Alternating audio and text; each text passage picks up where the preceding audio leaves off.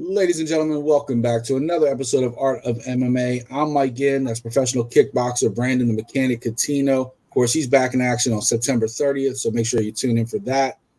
This week, we're talking all about Sean Strickland and his big upset of Israel Adesanya. We'll talk about the draw heard around the world with Alexa Grasso and Valentina on Mexican Independence Day. And then a little later in the episode, we're going to talk about the returning Germaine De Randamie. Nobody's talked about her in a while. We're going to talk about her, seeing if she deserves a seat at the table. But before we get to all that, make sure you head over to FightersFirst.shop. Get the collection, support the fighters, let our apparel be a part of your story. Of course, like I said, Brandon's in action in a couple weeks. Our next episode will be right after his fight, so we'll hear all about it. And then on top of that, we got Kate in action the same day. We got Alberto right after that. Cedric right after that. Coming up after that, we got Cody. So a lot of fighters in action could use your support. And, of course, we just signed Brandon's teammate, Robert Veraccio. His collection's doing great. Check that out on Fighters First. A lot of good stuff happening over there. But none of that happens without your support. So thank you very much. And keep supporting the fighters. FightersFirst.shop. Brandon, how you feeling this week? Victory week. Giants had a big comeback. Yeah, man, felt good. Got to watch some fights on Saturday, and then I got to watch some Giants football on Sunday. Good weekend so far. You were over at UWA Elite this weekend, right? Yeah, that's actually too as well. I did. Anybody call you out this time? As well. Dude, they're always talking to me, but it's always good to just be entertained and just watch a good show. Did you tell promoters you want that fight with me set up eventually? Man, please. I guess no love. None. Anyway, forget about that. That's professional wrestling. We're here to talk about mixed martial arts. And, of course, the main story from a couple weeks ago, we both said we didn't see a path to Sean Strickland winning that belt, especially if he didn't use his grappling and he cowboyed up. Well, he did cowboy up, no grappling, and pretty much just jabbed and worked his way around the cage for 5 rounds to dominate Israel Adesanya. Brandon, what did you think of that fight? Yeah, man, it was a good fight by Sean Strickland. He went out there, did what he was supposed to do. He kind of really said what he was going to do. Like, I think a lot of people kind of really thought his best way would kind of be in that Kelvin Gastelum realm, and that's what he did, man. He was nose to nose, face to face with Izzy. Where he just kind of got up in his grill, didn't really give him any respect, which also too is probably something that he probably learned from training with Alex Pereira, for a while, for a while there, because I'm saying, like, he's fought Izzy 4 times, so he definitely has some good insight to give him, and I think that's what it is, and I think Alex Pereira might have been the only person who actually did pick Sean Strickland to win this fight. I mean, let's be real. Up until when Alex Pereira caught Strickland was winning that fight. And then a left hook changed everything. And I'm sure Israel Adesanya thought the same thing. He's going to come at me. He's going to cowboy up. And if he doesn't use his grappling, I'm going to catch him eventually. But other than that round 2, which everybody gave to Izzy, which he seemed to kind of turn things around a little bit, every other round was all Sean Strickland. He just kept plotting away. Sean didn't even look like he was in a fight after the fight. And Izzy's face was all bruised up. Like, it was just jab, jab, jab. It was right hand, right cross, straight right. Like, everything was just straight ahead, straight forward, moving. And Izzy couldn't find his range. He was trying to dance in and out, and he couldn't quite find his range because of the way Strickland would pop that jab out. And honestly, he made Izzy look average. Like, he just, you can say a million excuses of why Adesanya didn't finish that fight, but Sean Strickland looked like he wasn't even in a fight. That's how good he was that night. So I'm sure they'll run it back. There's, Duplessis and some other people waiting, but you had Dana White come out and pretty much say it's probably going to be pretty much an immediate rematch. But I'm going to ask you this, Brandon, because you said the same thing when Stipe lost the belt. Because Stipe Daniel Cormier won the belt, lost the belt, blah, blah, blah. You said Stipe didn't deserve an immediate rematch because he'd only really not even had a title defense at that point when he lost to Ngannou. I'd say the same thing. Israel Adesanya didn't have a title defense. This was a new reign. Yeah. Does he deserve a title rematch? Nah, because he already used his immediate rematch clause against Alex Pereira. Right. That's when he was a long reigning champ, had a couple of defenses there, lost it to Alex, fought Alex, got it back, and now this is his, like you said, this is a new reign. He lost this one to me, man. He needs to maybe get another fight in, or he can wait for Sean Strickland to defend the belt, and then he can get the winner of that fight. You know, if you want to do that for him, but to me, it shouldn't be a rematch, because also, like I said, he got dominated. It wasn't a close fight. You know, it wasn't where it was like a bad stoppage or anything like that. It was not, man. You got outclassed. It wasn't your night. You know, take your L, move on. Yeah, and you know, it's funny. Aljamain Sterling said, "Well, how come Izzy gets an immediate rematch and I don't?" And he, despite the controversy on his reign, had multiple title defenses. In fact, the most in the division's history. And they're not even talking about him getting a rematch right away. That said, I think Merab deserves that fight first, but he's been waiting long enough. But at the same time, I don't think Izzy deserves the immediate rematch. I think Duplessis deserves a shot. I think, you know, there's a number of other up and coming. I honestly think Izzy should fight the winner of the Paulo Costa Hamzat fight and get that going, because we've been wanting to see what Hamzat Chimaev and Izzy looks like. So if he can get past Paulo Costa, maybe that's the fight that we see while he's waiting for Sean Strickland. I don't think he deserves an immediate rematch. I just don't think there's a lot of people in that division that he hasn't already beaten that he has a little bit of advantage over. I think it's kind of hard when you look at those rankings to say he's not next in line, because he beat everybody else, including Robert Whittaker, multiple times. So, you know, other than Duplessis, that's the only question mark there. And I think Duplessis does deserve the next shot. But I do think it's also going to go to Izzy. I think Dana White's pretty much already made his mind. So. Also on that UFC 293 card that happened, Alexander Volkov with the submission win over Bam Bam. What do we do with Volkov? Because, like, we keep saying he's like one of the top contenders, but then he'll lose a fight and get bounced back. But then he looks fantastic in a fight like this. Yeah, like I told you, man. I told you, Volkov's been coming, been coming on. Like saying, he's on a win streak right now. I mean, hey, man, you just got to keep on. You just got to keep on moving on, man. You'll keep giving him the bigger fights, and you'll see, because eventually, he's gonna get through. Like I said, you're always evolving as a martial artist. You're always evolving as a fighter, and like I said, he did his thing against Bam Bam. Now let's see who he gets next. Yeah, he's sitting there in those rankings, and you got to look. Maybe I would say, I think it really depends on what Pavlovich does waiting around for the title shot, because you still have Aspinall and Cyril Gane both sitting there dancing around each other. Maybe he fights one of those guys if they don't want to fight each other. Also, you had Manuel Kopp pretty much almost got canceled after his big fight because he dropped the F word. I want to say also Radke did the same thing. Was that the other one? Yeah.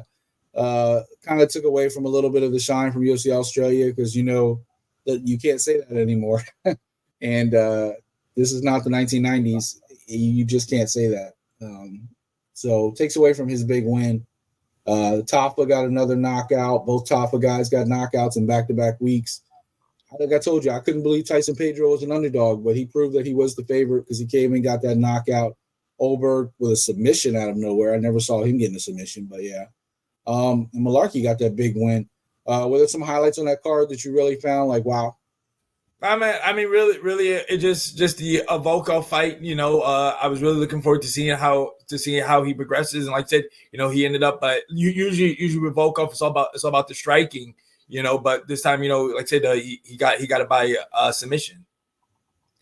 Yeah, I'd love to see what they do with Tyson Pedro, because, man, let him fight outside of Australia. Let's do what he can really do outside of Australia, because this guy is so captivating when he fights. He has so much of a crowd reaction. I'd love to see if that carries over if he traveled to the States or somewhere else. So that's my take on that. This last weekend, Brandon, Noche UFC, of course, that's actually how it's supposed to say. I know a lot of people say UFC Noche, but it's actually Noche UFC. Alexa Grasso defended her newly won title against Valentina Shevchenko. Brandon, I'm going to say this right off the bat. Everybody's looking at that 10-8 for the draw. And I'm going to say that's the wrong place to look because that actually just corrected a previous mistake.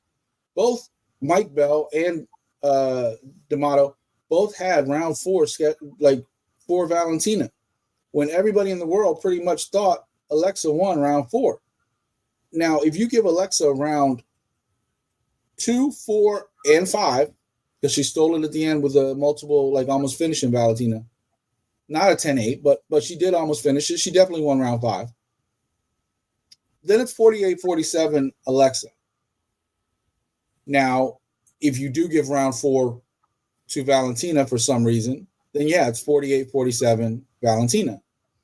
I think for the UFC's sake, I think a draw was the best bet because now they have a third fight they can book and plan based on this draw, right? The draw being aside, I want to get your thoughts on the draw, but I also want to get your thoughts on the fight. It was a good fight, competitive fight. Both ladies were in it. Both ladies had definitely made some adjustments. You know, some of them worked, some of them didn't work as well as you would have wanted them to do. Like for instance, like with Shevchenko, like we already knew, like she probably was gonna be wrestle heavy, which she kind of was able to take Grasso down. Grasso did kind of make some advantage. You know, she was using her underhook a little more to control her, but the thing is, man, she adjusted as the fight went on, yeah. But Shevchenko is just so strong, man, and she just still muscled her down, and she still would take her down and everything like that. I mean, really, I want to say it kind of was even because I think even with the takedowns, I think the first fight, Shevchenko got four takedowns, but it was 4 takedowns out of 6 attempts. Well, I think this fight, it was still 4 takedowns, but this time it was out of 7 attempts. So, like I say, Grasso just a little better, but still, Shevchenko was still able to get the downs. But one thing I do want to say, man, Grasso, man, she looked like she was a little bit stronger in her punches because she did get the knockdown in the second round, but then though you can kind of see, man, Shevchenko was kind of moving on those punches, when she would get hit. But yeah, like I said, it was a good fight. I actually did have it for Valentina. I actually did give her the 4th round. I think I gave her rounds 1, 3, and 4. I mean, I know 4 was a close round. So like I said, I mean, if they gave it to Grasso, I wouldn't be upset about it because like I said, it was a very competitive fight. But yeah, it was a good fight, and let's see what happens next. I mean, I don't know. I could see you saying yes, let's do a rematch, but then again, man, I'm saying you got Blanchfield, you got Farrell just waiting there, man. You might maybe have Valentina wait, and she might get a winner there, or heck, man. I mean, we're gonna talk about it later, but hey, man, she might be vacant. She might maybe be saving her for that 135 division. I think right off the bat, I think you look at as the fight itself, Valentina with that jab. I actually lost a lot of respect for Valentina in this fight, and I'm gonna tell you why. I feel like she has a little Ronda Rousey in her. I feel like she has a little bit of that switch in her brain where if she loses, she kind of like goes a little bit glitchy. Like she can't handle it. Her sportsmanship is a little bit lacking sometimes. From the time at the end of the round where Alexa was on top of her and the ref was breaking them up, and they were already he was already in the middle of them, and she's still trying to kick Alexa, and Alexa's like, "What the hell?" And that was a good 5-10 seconds after the bell. From that to the point where the reason she lost was because of Mexican Independence Day, instead of just saying, or the draw, instead of just saying, okay, I think I won that fight, let's go get it again. Just throwing out excuses right off the bat. And I was just like, you've been a champion for a long time, act like it. And she doesn't act like it. She kind of has that bully mentality of I'm the best, and if I'm not the best, then I can't handle that inside of me. And I've been accused a time or two of looking too deep into things, but that kind of I saw that, and it just kind of but that said, she's one of the very best in the planet, and I don't see any outside of the rematch. I think Fierro and Blanchfield could probably fight for a number 1 contender. let them run this back, and then they can all match up. Whoever wins both those fights matches up in 2024 at some point. All the other women in that division have had a shot. Santos has had a shot. Chukagian's had a shot. Andrade's had a shot. Murphy's had a shot. You got Macy Barber climbing up quick, but she's not ready yet. So yeah, I don't see another path except for a third fight. And I know the UFC money wise is going to take that third fight, especially if they can put it on pay-per-view this time. I will say I felt like this was a very whitewashed Mexican Independence Day, having it in Las Vegas when they could have easily had it in Mexico City somewhere or some other location, even Tijuana or something. To have it in Las Vegas, I'm like, no, this is what, like most of all the things are usually not in Mexico. They're usually all either in Vegas or they're out in California. But they've had a UFC in Mexico. They have a UFC Performance Center in Mexico. They do a lot of work with Luke's Fight League down in Mexico. And all of a sudden, they tell Luke's Fight League, you can't do an event on Mexican Independence Day because we're doing an event on Mexican Independence Day. But then they hold it in Las Vegas. And I'm just like, okay. That to me just seemed a little bit off. Like if you're being sincere about doing something. So because it was Mexican Independence Day, the event should have been in Mexico? Yeah. Why not? Tell me, when's the last time, besides Cinco de Mayo, but I know Canelo, we've had this talk before, when Canelo, the biggest Mexican boxer, when he fights, where does he fight at? Vegas. And everybody comes out and nobody makes a big deal about it. Okay, but it wasn't even a pay-per-view. It was a fight night card. I know. The reason why is because they already had a pay-per-view earlier in the month. You're gonna have back-to-back, like 2 weeks apart. I get that, but if you're gonna do a Mexican Independence Day, do it in Mexico. Like, don't do it in Vegas. I mean, they do events in Oklahoma City. They do events in San Antonio. Like, go in Arizona. Let's go to Mexico. Like, give them that love. And if you're going to celebrate them at home. Can you imagine the reaction that somebody like Rosas or Daniel Hellhuber, like has been like, who was a Luke's Fight League fighter? Like some of those guys who fighting back home in Mexico. Alexa Grasso from Las Vegas, so he was in his home. That place was erupted for him. I mean, look, they came out. Don't get me wrong. There's a lot of Mexican Americans in Las Vegas and Nevada and California, and they all came out. Don't get it twisted. But I feel like they should have done that shit in Mexico. Real quick before we get out of here, let's get our thoughts on a couple other things. I wish Kevin Holland would stop acting like a fool and take his fighting career seriously, because if he fought like he fought against Chiesa, he might have won this fight. But instead, he was dancing around this whole fight, and Madalena just basically took it by pure real fighting. I guess is the best way to put it. Did you think who you thought won that fight? Yeah, no. Jack Del Madalena took the fight. Like I said, he was more inside, being crisp with his striking.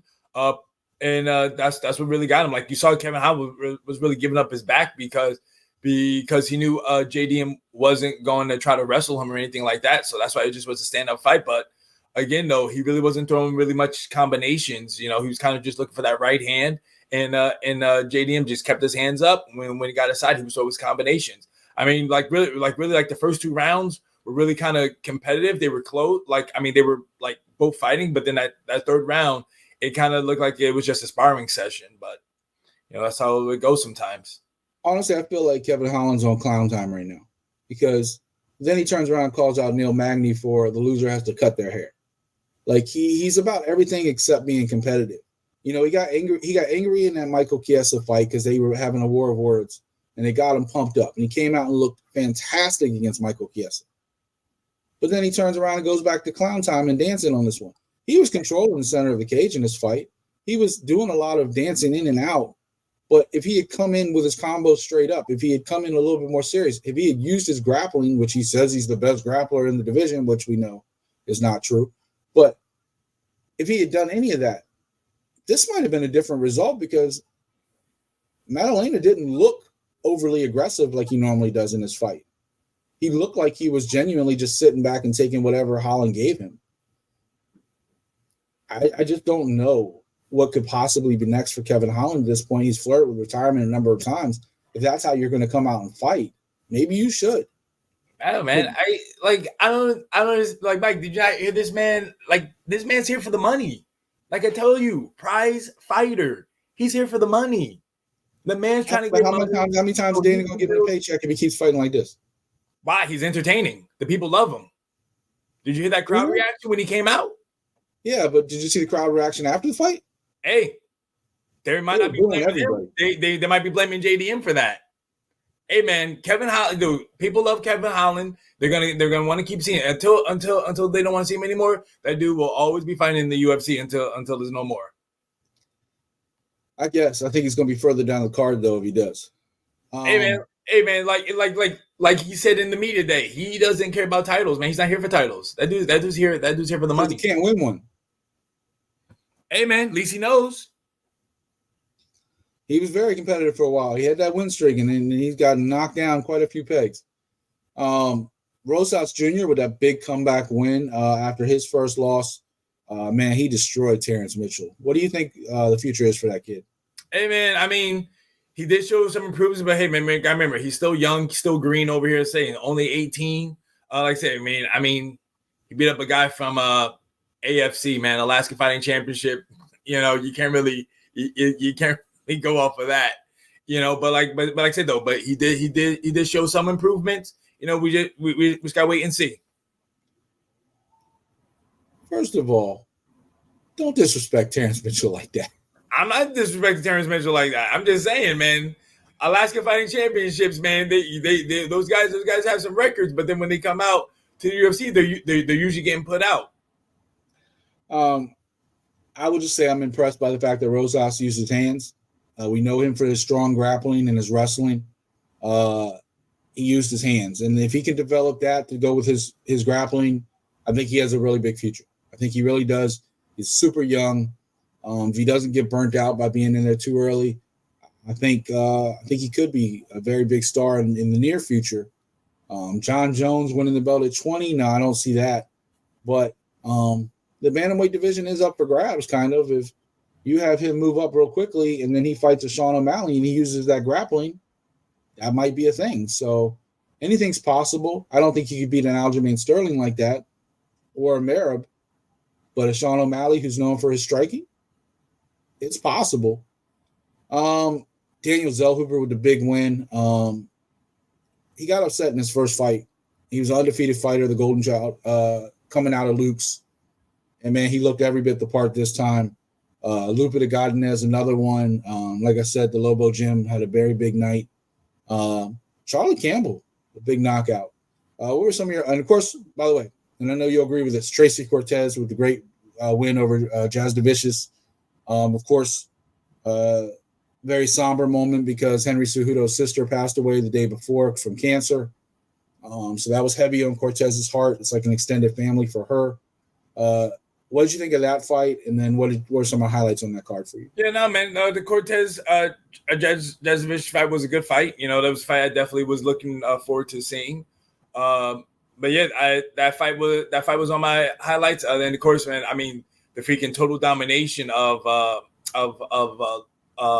Elise Reed just getting manhandled in there. I actually picked Elise Reed. I did not see that one coming. Hey man, Jersey tough, Jersey strong she was, but it just wasn't enough for her, to pull through. I mean that armbar was on tight, but hey man, you know she didn't tap to that. But then after that, the next round, I think she got put away. But yeah, that was an interesting one. And then the fight you just mentioned, where my man got the anaconda choke. You know, I mean that was a good submission. It was over, yeah. Yeah, it was a fun card. It was a good card, Mexican Independence Day. Yeah, big shout out for Tracy Cortez, dealing with everything she's dealt with, especially coming back from injury, dealing with the breakup of Brian Ortega, which was, all over the internet. And she got focused. She said she wants to make a title run. Jazz DeVicious was the fighter coming up fast. A lot of people slept on her. She had a couple big wins, and she was coming up. So this is a good step. She got to work on her head movement. Her head wasn't moving. It was stationary for too long. Yeah, Jazz DeVicious, I mean, for her part, she's still real young in her career. And, she had a couple big wins, and people moved her up quick. And now you're looking at Tracy Cortez sitting in there. Of course, She's in that division with Grasso and Shevchenko, and there's a lot of people in front of her. But there's a lot of people that she could really match up with. Casey O'Neill, Amanda Ribas, Araujo, Macy Barber, like we talked about. There's a lot of fighters up there that have been climbing that she could use as a stepping stone to get herself back into the title picture. It's not unheard of to get 3 or 4 wins and all of a sudden you have a title shot. So we'll see what happens with that. But I think that was a really good performance to really catapult her into that conversation again. She's now ranked at 14, so we'll see. Brandon, speaking of rankings, to finish up the show today, former UFC featherweight champion. I know that's really weird to say because she never defended the belt, but she was the inaugural UFC featherweight champion. Germaine De Randamie had, went to 145 pounds because she couldn't really get down to 135 for a while. Went to 145, won the title, did not want to fight Cyborg, so she vacated the belt. Went back to 135, had some exciting fights, including beating former champion, now former champion, wasn't champion at the time, but now former champion Juliana Pena. And then she got hurt. She had to have some surgery, knee surgery, I believe. She was out for a while. She's ready to come back now. And of course, Amanda vacated the 135-pound belt. She went into retirement, leaves Rocky Pennington and Juliana Pena as the top 2 contenders to fight for that belt. GDR wants in that conversation of who gets it. She says she's already beaten Pena. She's already beaten Pennington. Maybe she deserves a seat at that table. What do you think?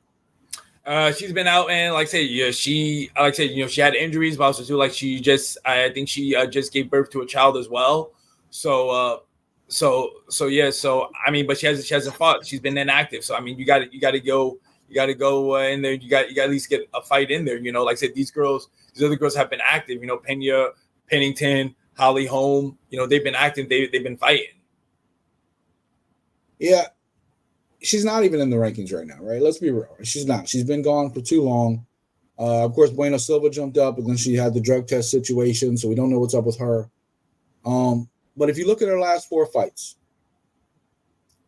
she beat Pennington, she beat Aspen Ladd, she lost a decision to Nunez, and then beat Juliana Pena, and then she went out since October of 2020. She hasn't fought in 3 years, almost 3 years. I think you have to at least win a fight or 2 before you get put in that conversation. Mm-hmm.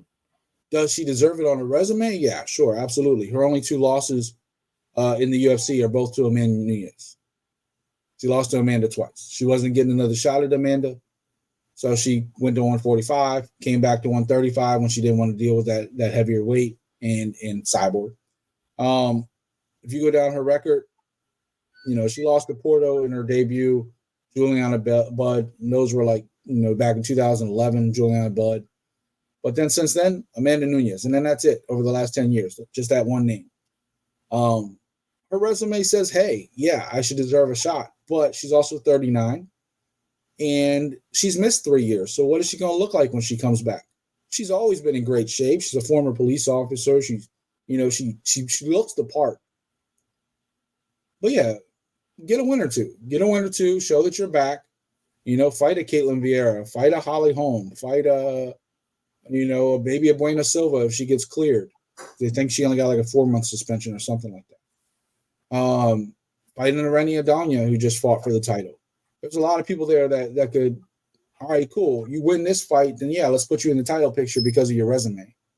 You agree? Yeah, no, like she's been out for a while. Like I said, I think she needs to have at least a fight or 2 to get back in the mix. Like I said, I mean, she could have a rematch with Holly Holm because it was her versus Holly Holm for the inaugural featherweight title. So I mean, they that could be a fight right there because like I say, we say that Holly Holm is in the mix as well. Or hey man, like I said before, Valentina, maybe she might want to move up to 135 and she wants to get a crack at that title. Maybe she can be the one that welcomes GDR back. And I'll throw 2 more names out real quick because I was looking at the rankings and I just thought of this. 2 names that make a lot of sense. Norma Dumont, even though she's down at 11, former 145-pounder as well. So they're both big fighters. And Norma's always exciting when she fights. And then Macy Chiasson. both those fighters are bigger for that 135-pound division. They could both be interesting fights for De Randamie, who's a bigger fighter in that division. So there's a couple other names, but I think we both agree. You got to at least fight once in 3 years before you get a title shot. You're not Dominic Cruz. You're not a guy who's actually, or a girl or a fighter who's been a champion already. I mean, not in that division anyway. And you never defended your title when you did win it. You literally vacated it because you didn't want to deal with a cheater, as she called Cyborg. She refused to fight her because she thought she was a cheater. But yeah, leave your thoughts. Let us know. Do you think GDR should fight? What do you think the situation is that? Tell us what you thought of the draw at Noche UFC. And then let us know what your thoughts are going forward. Of course, we got Bellator 299 coming up. We got another UFC card coming up this weekend. And then we'll be back in 2 weeks, talk all about Brandon's fight against Zach Kelly. It's strap season. You know, Brandon's bringing home that gold over at Gut Check. We'll talk about that and all that. Any final words this week, Brandon, before we get out of here? Nah, guys, just remember, check out Fighter First Shop, buy the merch, help support. And yeah, we'll see you guys for the next show. All right. For the mechanic Brandon Catino, I'm Mike Ginn. This is Art of MMA, and we're out.